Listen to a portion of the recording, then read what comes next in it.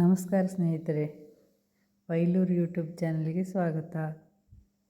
ನಾವಿವತ್ತು 6 ಬಗೆಯ ಚಟ್ನಿ ರೆಸಿಪಿ ನೋಡುವ ಹೇಗೆ ಮಾಡೋದು ಅಂತ. ಮೊದಲಿಗೆ ನಾನು ಒಂದು ಪಾತ್ರಕ್ಕೆ ಮಜ್ಜಿಗೆ ಹಾಕ್ಕೊಂಡೆ,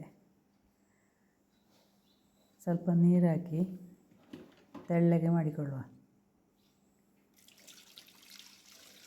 ಇದು ಬಾಳೆಕಾಯಿ ಕೂಂಬೆ ಅಂತ ಹೇಳ್ತೇವೆ ನಾವು, ಅಥವಾ ಪೂಂಬೆ, ಇದರ ಚಟ್ನಿ ಮಾಡುವ.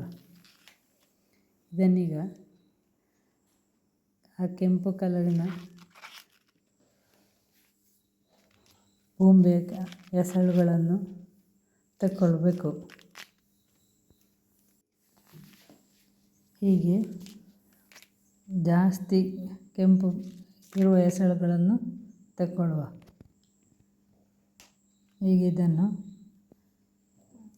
ಮಜ್ಜಿಗೆ ನೀರಿಗೆ ಹಾಕ್ಕೊಳ್ಬೇಕು, ಕಟ್ ಮಾಡ್ತಾ ಹಾಕ್ಕೊಳ್ಳುವ.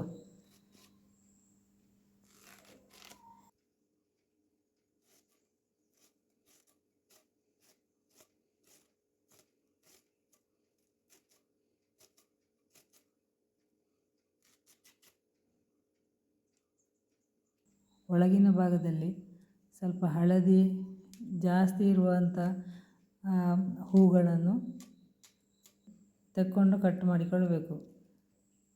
ಅದು ಈಗ ಬಾಳೆಗೊನೆ ಕಡಿಯುವಾಗ ಬಿದ್ದ ಕಾರಣ ಈ ಭಾಗ ಎಲ್ಲ ಸ್ವಲ್ಪ ಕಪ್ಪಗಾಗಿದೆ. ಹಾಗಾಗಿ ಅದನ್ನೆಲ್ಲ ಸ್ವಲ್ಪ ತಕ್ಕೊಳ್ಬೇಕು. ಕಪ್ಪಗಾಗಿರೋದನ್ನೆಲ್ಲ ಬಿಸಾಡಿ ಉಳಿದದನ್ನು ಕಟ್ ಮಾಡಿಕೊಳ್ಳುವ. ಮಜ್ಜಿಗೆ ನೀರಿಗೆ ಕಟ್ ಮಾಡಿ ಹಾಕಿಕೊಳ್ಳುವ.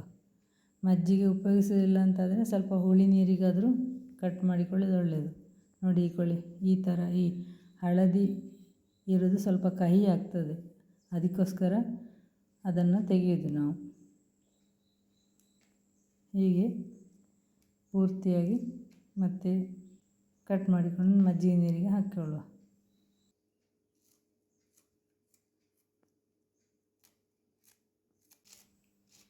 ಎಲ್ಲವನ್ನು ಹೀಗೆ ಕಟ್ ಮಾಡಿ ಆದಮೇಲೆ ಮಜ್ಜಿಗೆಯಲ್ಲೊಮ್ಮೆ ಚೆನ್ನಾಗಿ ತೊಳ್ಕೊಳ್ಳೋದನ್ನು. ನಂತರ ಅದನ್ನು ಆ ಮಜ್ಜಿಗೆಯನ್ನು ಯಾವುದಾದ್ರು ಗಿಡದ ಬುಡಗಳಿಗೆ ಹಾಕ್ಕೊಳ್ಬೋದು. ಹಾಗೆ ಆ ನೀರು ಬೇಡ. ಮತ್ತೊಂದೆರಡು ಬಾರಿ ಚೆನ್ನಾಗಿ ಈ ಕಟ್ ಮಾಡಿದ ಪೂಂಬೆಯ ಹೋಳನ್ನು ತೊಳ್ಕೊಳ್ಳುವ.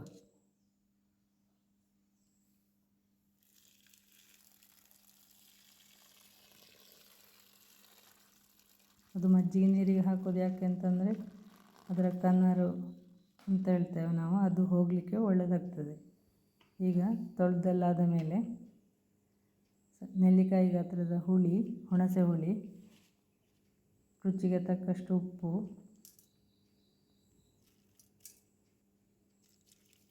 ಸ್ವಲ್ಪ ನೀರು, ತುಂಬ ನೀರು ಹಾಕ್ಕೊಳ್ಳೋದು ಬೇಡ. ಮೇಲೆ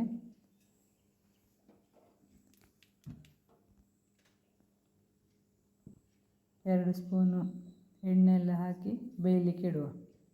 ಎಣ್ಣೆ ಹಾಕೋದು ಅದರಲ್ಲಿ ಮಯಣದ ಅಂಶ ಇರುವ ಕಾರಣ ಸ್ವಲ್ಪ ತೆಂಗಿನ ಎಣ್ಣೆ 1 ಸ್ಪೂನ್ ಹಾಕ್ಕೊಂಡಿದ್ದೇನೆ.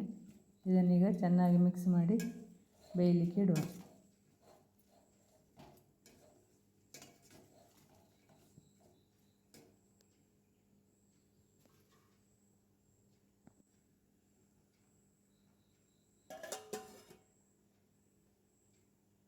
ಮುಚ್ಚಳ ಮುಚ್ಚಿ ಬೇಯಲಿಕ್ಕೆ ಇಡುವ. ಉರಿ ದೊಡ್ಡದಿರಲಿ. ಅದು ಕುದಿ ಬರಲಿಕ್ಕಾಗುವಾಗ, ಚೆನ್ನಾಗಿ ಕುದೀತಾ ಇರುವಾಗ ಒಂದು ಸಲ ಮಿಕ್ಸ್ ಮಾಡಿ, ಈ ರೀತಿಯಾಗಿ ಚೆನ್ನಾಗಿ ಮಿಕ್ಸ್ ಮಾಡಿ.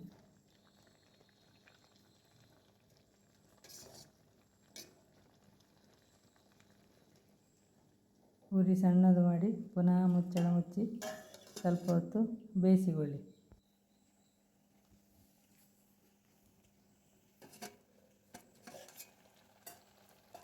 ಹೀಗೆ ಇದು ಚೆನ್ನಾಗಿ ಬೆಂತು ನೋಡಿ, ಮೃದುವಾಗ್ತದೆ. ಬೆಂದ ಮೇಲೆ ನಾರಿನ ಅಂಶದಿಂದ ಕೂಡಿದರೂ ಅದು ಚೆನ್ನಾಗಿ ಬೆಂದಿರುತ್ತದೆ. ಆಮೇಲೆ ಅದನ್ನು ತಣಿಲಿಕ್ಕೆ ಬಿಡಿ. ಇದಕ್ಕೊಂದು ಮಸಾಲೆ ರೆಡಿ ಮಾಡುವ. ನಾನು 3 ಬ್ಯಾಡಗಿ ಮೆಣಸು ತಗೊಂಡಿದ್ದೇನೆ, 2 ಸ್ಪೂನು ಉದ್ದಿನಬೇಳೆ, 1.5 ಸ್ಪೂನು ಉದ್ದಿನಬೇಳೆ ತಗೊಂಡಿದ್ದೇನೆ. ಮತ್ತು ಹುರಿಲಿಕ್ಕೆ ಬೇಕಾಗುವಷ್ಟು ತೆಂಗಿನೆಣ್ಣೆ, 1.5 ಸ್ಪೂನು ತೆಂಗಿನೆಣ್ಣೆ ತಗೊಂಡಿದ್ದೇನೆ. ಇದನ್ನೀಗ ಸ್ವಲ್ಪ ಕೆಂಪಗಾಗಲ್ಲವರೆಗೆ ಹುರಿಯುವ. ಹುರಿ ಸಣ್ಣದು ಮಾಡಿ ನಂತರ ಇದಕ್ಕೆ 3/4 ಸ್ಪೂನು ಸಾಸಿವೆ,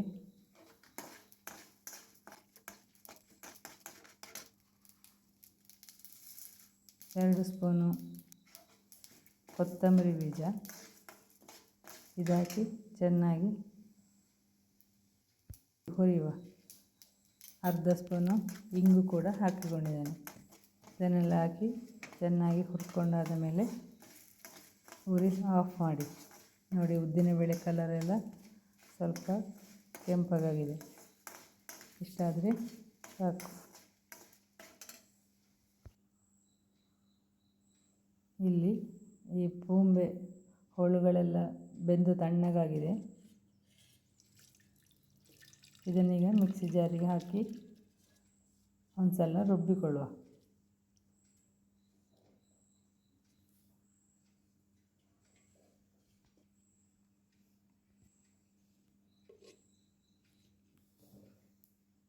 ನೋಡಿ, ಇದು ನುಣ್ಣಗಾಗಿದೆ. ಹೀಗೆ ಇದಕ್ಕೆ ಹುರಿದಿಟ್ಟುಕೊಂಡ ಮಸಾಲೆಯನ್ನು ಸೇರಿಸಿಕೊಳ್ಳುವ.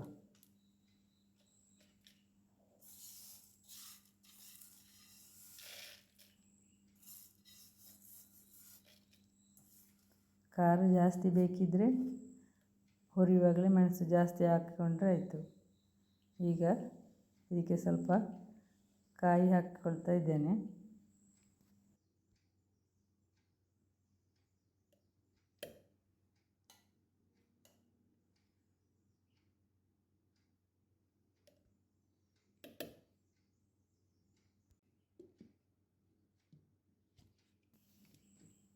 ಹೀಗೆ ಇದನ್ನು ಚೆನ್ನಾಗಿ ರುಬ್ಬುವ. ನೀರು ಹಾಕಲಿಲ್ಲ ನಾನು, ಗಟ್ಟಿ ಚಟ್ನಿಯಾಗಿ ಆಗಲಿಕ್ಕೆ ಬೇಕಾಗಿ ಹಾಗೆ ಗಟ್ಟಿಯಾಗಿ ರುಬ್ಬಿಕೊಂಡಿದ್ದೇನೆ.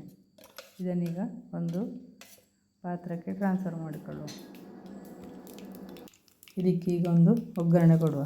ಸಾಸಿವೆ, ಎಣ್ಣೆ, ಮೆಣಸು. ಹಾಗೆ ಇನ್ನೊಂದು ಯಾವ ರೀತಿಯ ಚಟ್ನಿ ಮಾಡೋದು ಅಂತ ನೋಡುವ. ಇದು ಪಡವಲಕಾಯಿ, ಇದರ ತಿರುಳಿಂದ ಒಂದು ಚಟ್ನಿ ಮಾಡುವ. ನೋಡಿ, ತುಂಬ ಬೆಳೆದ್ರೆ ಆಗೋದಿಲ್ಲ, ಹದ ಬೆಳೆದದಾದರೆ ಮಾಡ್ಬೋದು. ಬಿತ್ತು ತುಂಬ ಗಟ್ಟಿ ಇದೆ ಅಂತಾದರೆ ಮಾಡಲಿಕ್ಕೆ ಆಗೋದಿಲ್ಲ. ನೋಡಿ, ಬಿತ್ತನ್ನೆಲ್ಲ ಹೀಗೆ ತಗೊಳ್ಬೇಕು. ತಿರುಳು ಅಂತ ಹೇಳ್ತೇವೆ, ಬಿತ್ತು ಅಂತ ಹೇಳ್ತೇವೆ ನಾವು. ಹಾಗೆ ಪಡವಲಕಾಯಿಯ ತಿರುಳಿನಿಂದ ಚಟ್ನಿ ಮಾಡೋದು ಇದು. ಹಾಗೆ ತಿರುಳನ್ನೆಲ್ಲ ಹೀಗೆ ತೆಕ್ಕೊಂಡ ಮೇಲೆ ಅದಕ್ಕೆ ಒಂದು ಹಸಿಮೆಣಸು ಮತ್ತು ಈ ತಿರುಳನ್ನೆಲ್ಲ ಹಾಕಿ ಬೇಯಲಿಕ್ಕೆ ಇಡುವ. ರುಚಿಗೆ ತಕ್ಕಷ್ಟು ಉಪ್ಪು, ಸ್ವಲ್ಪ ಹುಳಿ, ಸ್ವಲ್ಪ ನೀರು ಹಾಕಿ ಬೇಯಲಿಕ್ಕೆ ಇಡುವ.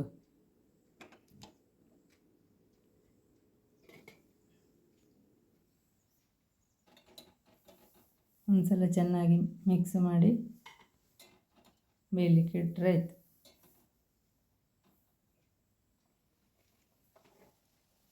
ಬೇಗನೆ ಬೇಯ್ತದೆ ಇದು. ಆಮೇಲೆ ನಾನೊಂದು ದೊಡ್ಡ ಸ್ಪೂನಲ್ಲಿ 3 ಸ್ಪೂನು ತೆಂಗಿನ ತುರಿ ತಗೊಂಡಿದ್ದೇನೆ. ಮತ್ತು ಈ ಬೆಂದ ತಿರುಳು ತಣ್ಣಗಾಗಬೇಕು. ಆಮೇಲೆ ಇದನ್ನು ಮಿಕ್ಸಿ ಜಾರಿಗೆ ಹಾಕಿ ರುಬ್ಬಿಕೊಳ್ಳು. ನೋಡಿ, ಇದು ರುಚಿಯಾದ ಪಡವಲಕಾಯಿ ತಿರುಳಿದು ಚಟ್ನಿ. ದೋಸೆಗೆ, ಗಂಜಿಗೆ ಯಾವುದಕ್ಕೂ ಒಳ್ಳೆಯದಾಗ್ತದೆ. ಇದಕ್ಕೊಂದು ಒಗ್ಗರಣೆ: ಸಾಸಿವೆ, ಎಣ್ಣೆ, ಮೆಣಸು. ಈಗ ಇನ್ನೊಂದು ಚಟ್ನಿ ಹೇಗೆ ಮಾಡೋದು ಅಂತ ನೋಡುವ. ಕುಂಬಳಕಾಯಿಯ ತಿರುಳಿದ ಚಟ್ನಿ. ತಿರುಳಿಂದ ದೋಸೆ ಹೀಗೆಲ್ಲ ಮಾಡ್ಬೋದು. ಅದೇ ರೀತಿ ಇದೊಂದು ಚಟ್ನಿ ಕೂಡ ಮಾಡ್ಬೋದು. ಕುಂಬಳಕಾಯಿಯ ತಿರುಳಿಯಿಂದ ಬೀಜವನ್ನೆಲ್ಲ ತೆಕ್ಕೊಂಡಾದ ಮೇಲೆ ಈ ತಿರುಳನ್ನು ರೆಡಿ ಮಾಡಿ ಇಟ್ಟುಕೊಳ್ಳುವ.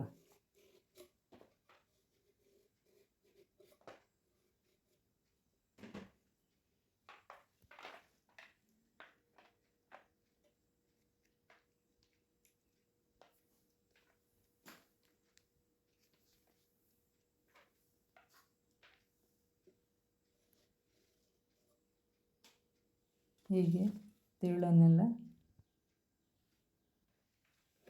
ತಕ್ಕೊಂಡು ರೆಡಿ ಮಾಡಿಟ್ಟ ಮೇಲೆ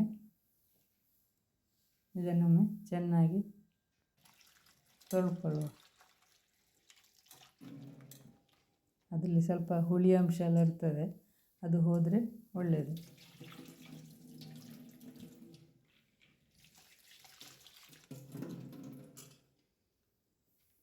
ಒಂದು 2-3 ಬಾರಿ ಚೆನ್ನಾಗಿ ತೊಳ್ಕೊಳ್ಳುವ.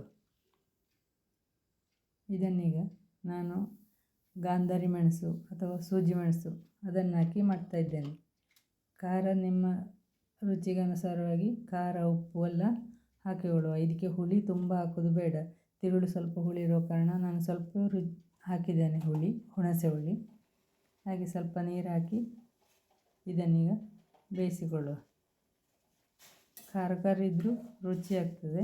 ನಾನು ಗಾಂಧಾರಿ ಮೆಣಸು ಒಂದು 7-8 ತಗೊಂಡಿದ್ದೇನೆ. ಮುಚ್ಚಳ ಮುಚ್ಚಿ ಬೇಯಿಸಿಕೊಳ್ಳುವ.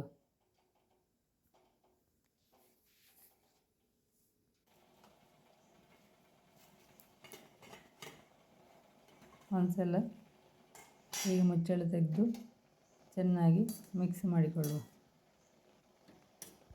ಈಗ ಬೇಯ್ತಾ ಬರ್ತಾ ಉಂಟು.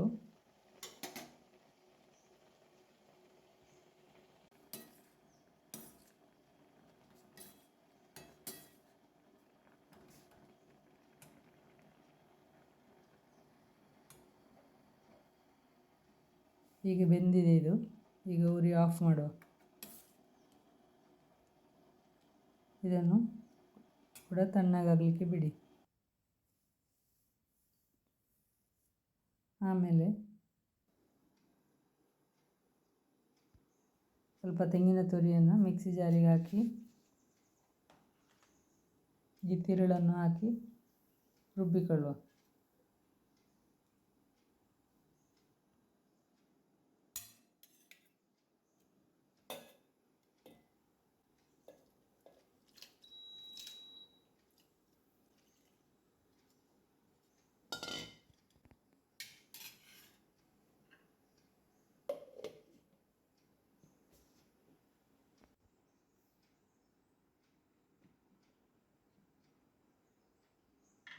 ಇದೀಗ ರುಬ್ಬಿಕೊಂಡಾಗಿದೆ.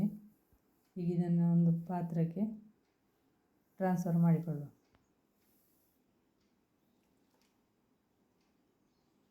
ಇದು ಯಾವುದಾದ್ರು ದೋಸೆಗೆ ಎಲ್ಲ ರುಚಿಕರವಾಗ್ತದೆ. ಇದಕ್ಕೊಂದು ಒಗ್ಗರಣೆ ಹಾಕಿಕೊಳ್ಳುವ. ಇದು ಕಪ್ಪು ಕೆಸುವಿನ ದಂಟು. ಇದರಿಂದಲೂ ಕೂಡ ಒಂದು ಚಟ್ನಿ ಮಾಡುವ. ಈ ಕೆಸು ಹೇಗಿದೆ ಅಂತ ಹೇಳುವುದನ್ನು ನೀವು ನಮ್ಮ ಪತ್ರೊಡೆ ರೆಸಿಪಿಯಲ್ಲಿ ನೋಡ್ಬೋದು. ಇದು ತುರಿಸುವುದಿಲ್ಲ. ನಾರೆಲ್ಲ ಹೀಗೆ ಕಟ್ ಮಾಡಿಕೊಳ್ಳುವ. ನಾರು ಇದ್ದರೆ ಚಟ್ನಿ ರುಚಿಯಾಗೋದಿಲ್ಲ. ಹೀಗೆ ಇದನ್ನೆಲ್ಲ ಸಣ್ಣಕ್ಕೆ ಕಟ್ ಮಾಡಿಕೊಳ್ಳುವ. ಅದರಲ್ಲಿ ಒಂದು ಸೈಡಲ್ಲಿ ನಾರಿರುವುದಿಲ್ಲ ಈ ದಂಟಿನಲ್ಲಿ. ಹಾಗಾದ ಕಾರಣ ಅದನ್ನು ತೆಗಿಬೇಕು ಅಂತೇನಿಲ್ಲ. ಹಾಗೆ ನಾರು ಇರುವಂಥದ್ದನ್ನೆಲ್ಲ ಅಂದರೆ ದಂಟಿನ ಸಿಪ್ಪೆಯನ್ನೆಲ್ಲ ತೆಕ್ಕೊಳ್ಬೇಕು. ಇದನ್ನೆಲ್ಲ ಕಟ್ ಮಾಡಿಕೊಳ್ಳುವ, ಬೇಕಾದಷ್ಟನ್ನೆಲ್ಲ ಕಟ್ ಮಾಡಿಕೊಳ್ಳುವ. ಇದನ್ನೀಗ ಚೆನ್ನಾಗಿ ತೊಳ್ಕೊಳ್ಬೇಕು.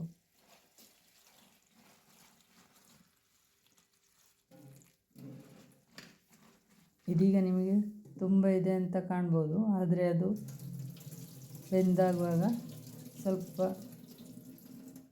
ಕಡಿಮೆ ಆಗಿರುತ್ತದೆ. ಇದನ್ನೀಗ ಒಂದು ಪಾತ್ರಕ್ಕೆ ಹಾಕಿ ಬೇಯಿಸಿಕೊಳ್ಳುವ.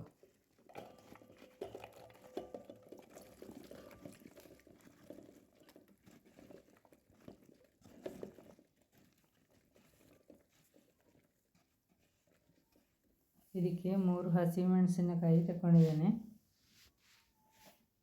ಸ್ವಲ್ಪ ನೋಡಿ, ಹುಣಸೆ ಹುಳಿ,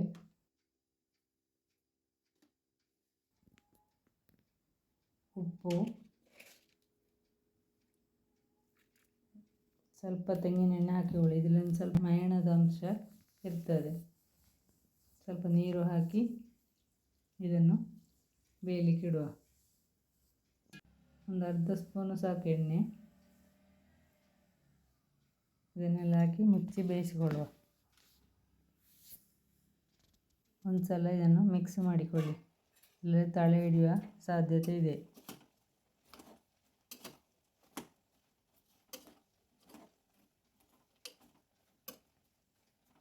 ಪುನಃ ಮುಚ್ಚಿ ಬೇಯಿಸಿಕೊಳ್ಳುವ.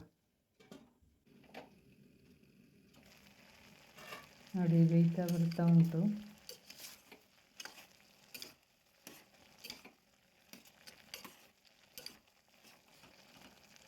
ಬೆಂದ ಕೂಡಲೇ ಮೆತ್ತಗಾಗ್ತದೆ ಇದು.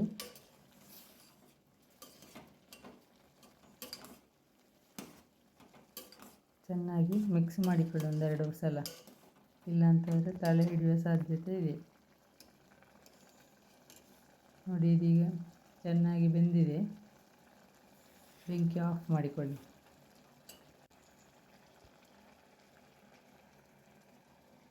ಇದನ್ನು ಕೂಡ ತಣಿಲಿಕ್ಕೆ ಬಿಟ್ಟುಬಿಡಿ.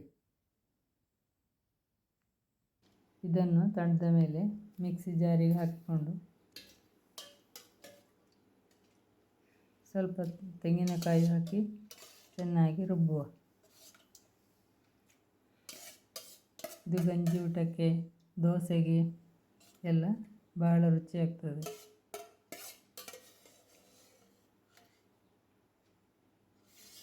ನೀರು ಮತ್ತೆ ನೋಡಿಕೊಂಡು ಹಾಕುವಾಗ, ತೆಳ್ಳಗೆ ಚಟ್ನಿ ಆದರೆ ಹಾಕಿಕೊಳ್ಳಬಹುದು, ಗಟ್ಟಿ ಚಟ್ನಿ ಆದರೆ ನೀರು ಒಮ್ಮೆಲೆ ಹಾಕಿಕೊಳ್ಳೋದು ಬೇಡ ಮಿಕ್ಸಿ ಜಾರಿಗೆ.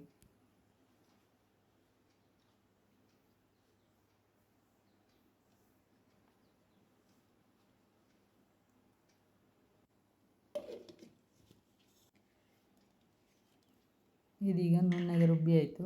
ಇದನ್ನು ಕೂಡ ಒಂದು ಪಾತ್ರಕ್ಕೆ ಹಾಕಿಕೊಳ್ಳುವ.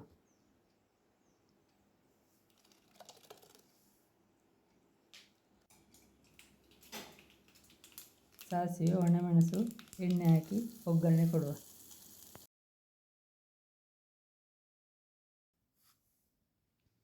ಹಾಗೆ ಇದು ಇನ್ನೊಂದು ರೀತಿಯ ಚಟ್ನಿ. ಇದು ಕುಂಬಳಕಾಯಿ ಹೋಳುಗಳನ್ನು ಹೀಗೆ ಆಗ ತಿರುಳಿದನ್ನು ಒಂದು ರೀತಿದು ಮಾಡಿದ್ದೇವಲ್ಲ, ಅದೇ ರೀತಿ ತಿರುಳಿದಲ್ಲಿ ಇನ್ನೊಂದು ರೀತಿಯ ಚಟ್ನಿ. ಇದಕ್ಕೆ ಒಣಮೆಣಸು 2 ಹಾಕಿದ್ದೇನೆ ತಿರುಳಿಗೆ, ಸ್ವಲ್ಪ ಉಪ್ಪು ಹಾಕಿದ್ದೇನೆ. ಇದನ್ನೆಲ್ಲ ಹಾಕಿ ಬೇಯಲಿಕ್ಕೆ ಇಡುವ. ಇದು ಚೆನ್ನಾಗಿ ಬೆಂದ ಮೇಲೆ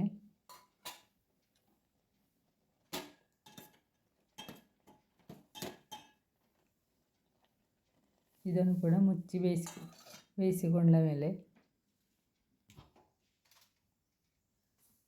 ಇದಕ್ಕೊಂದು ಮಸಾಲೆ ರೆಡಿ ಮಾಡಿಕೊಳ್ಳುವ. ಮಸಾಲೆಗೆ ಸ್ವಲ್ಪ ಕೊತ್ತಂಬರಿ ಬೀಜ, ಎಣ್ಣೆ ಹಾಕಿ ಚೆನ್ನಾಗಿ ಹುರ್ಕೊಳ್ಳುವ. 1 ಸ್ಪೂನ್ ಆಗುವಷ್ಟು ಕೊತ್ತಂಬರಿ ಬೀಜ ತಗೊಂಡಿದ್ದೇನೆ.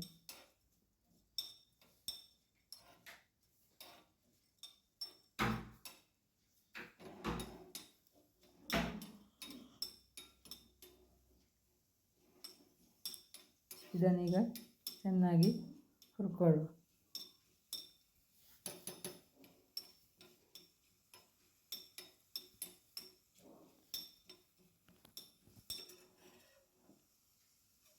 1/2 ಸ್ಪೂನ್ ಆಗುವಷ್ಟು ಇಂಗಿನ ಪೌಡ್ರನ್ನು ಕೂಡ ಇದಕ್ಕೆ ಸೇರಿಸಿಕೊಳ್ತಾ ಇದ್ದೇನೆ. ಚೆನ್ನಾಗಿ ಹುರಿದಾದ ಮೇಲೆ ಉರಿ ಆಫ್ ಮಾಡಿ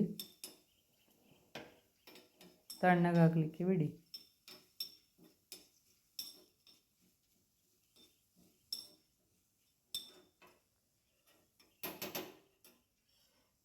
ಇದೆಲ್ಲವೂ ತಣ್ಣಗಾದ ಮೇಲೆ ಮಿಕ್ಸಿ ಜಾರಿಗೆ ಬೆಂದ ಹೋಳು, ರುಬ್ಬಿಟ್ಟ ಮಸಾಲೆ, ತೆಂಗಿನ ತುರಿ ಎಲ್ಲ ಹಾಕಿ ಇದನ್ನು ರುಬ್ಬಿಕೊಳ್ಳುವ.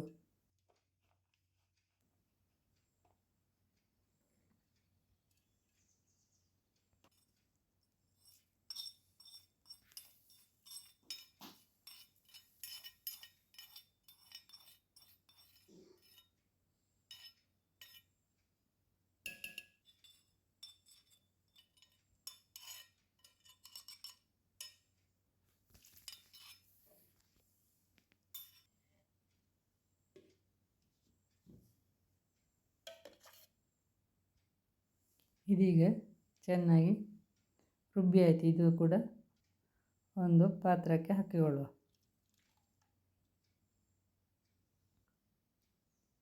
ಇದಕ್ಕೆ ಸಾಸಿವೆ ಎಣ್ಣೆ ಹಾಕಿ ಒಂದು ಒಗ್ಗರಣೆ ಕೊಡುವ.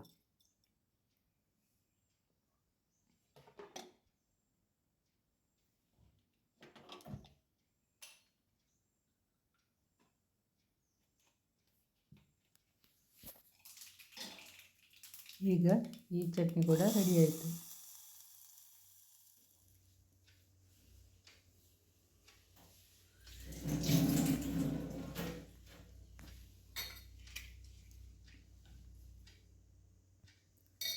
ಅಂಬಟೆ ಚಟ್ನಿ ಮಾಡಲಿಕ್ಕೆ ಏನೆಲ್ಲ ಬೇಕು ನೋಡಿ ಇದೊಂದು ಅಂಬಟೆ, ಕಸಿ ಅಂಬಟೆ, ಮತ್ತು 3 ಒಣಮೆಣಸು, ಒಂದು ಸಣ್ಣ ಗಡಿ ಕಾಯಿ ಹೋಳು ಹೀಗೆ ಕಟ್ ಮಾಡಿ ಇಟ್ಟುಕೊಂಡಿದ್ದೇನೆ, ಮತ್ತು ಉಪ್ಪು.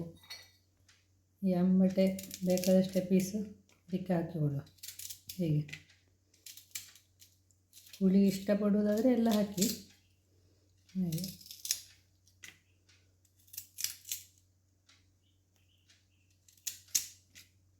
ನಾನು ಇದೆಲ್ಲವನ್ನು ತಗೊಂಡಿದ್ದೇನೆ. ಈಗ ಗಂಜಿಗೆಲ್ಲ ಒಳ್ಳೆ ಟೇಸ್ಟಿ ಆಗ್ತದೆ. ನಿಮಗೆ ಬ್ಯಾಡಗಿ ಮೆಣಸು ಬೇಡ ಅಂತಾದರೆ ಹಸಿ ಮೆಣಸನ್ನಾದರೂ ಹಾಕ್ಕೊಳ್ಬೋದು. ನೋಡಿ, ಇದು ಅದರ ತಿರುಳಿನ ಭಾಗ, ಇದು ಸ್ವಲ್ಪ ಗಟ್ಟಿ ಇರ್ತದೆ, ಇದು ಬೇಡ. ಈ ಅಂಬಟೆ ತುಂಬ ಹುಳಿ ಇರುವುದಿಲ್ಲ, ಹಾಗಾಗಿ ಇಷ್ಟೆಲ್ಲ ತಗೊಂಡಿದ್ದೇನೆ. ಇದನ್ನೀಗ ನೀರು ಹಾಕದೊಮ್ಮೆ ರುಬ್ಬಿಕೊಳ್ಳುವ.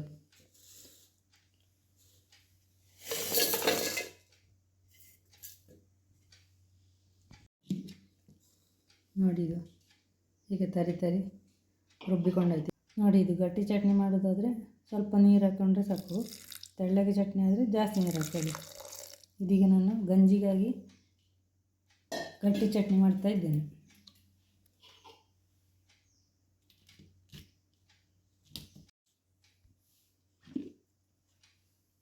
ನೋಡಿ, ಇದು ಆಯ್ತು.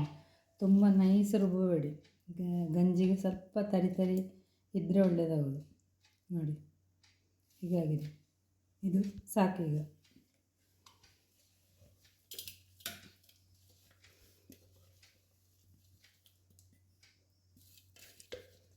ನೀವು ದೋಸೆಗೆ ಮತ್ತು ತಿಂಡಿಗಾದರೆ ಸ್ವಲ್ಪ ಇನ್ನೂ ನೀರು ಹಾಕಿ ನುಣ್ಣಗೆ ರುಬ್ಬಿಕೊಳ್ಳಿ.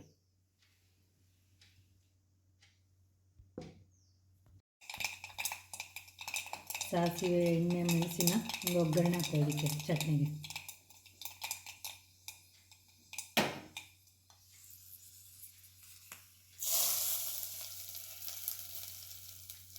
ರುಚಿಕರವಾದ ಅಂಬಟೆ ಚಟ್ನಿ ಗಂಜಿಗೆ ಸೂಪರ್ ಆಗ್ತದೆ. ವಿಡಿಯೋ ನೋಡಿದ್ದಕ್ಕಾಗಿ ಧನ್ಯವಾದಗಳು.